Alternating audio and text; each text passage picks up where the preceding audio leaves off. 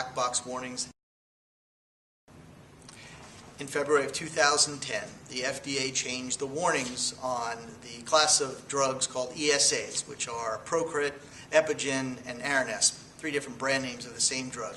These ESAs are drugs which physicians would use in situations where someone has lost blood to raise their blood levels. It's an alternative to giving blood transfusions, supposedly thought to be less risk of harm occurring to the patient.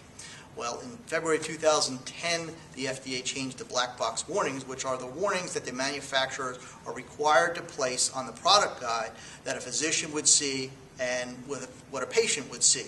These are also part of the medication guides that a physician be required to hand out to the patient if they are dosed or given this drug.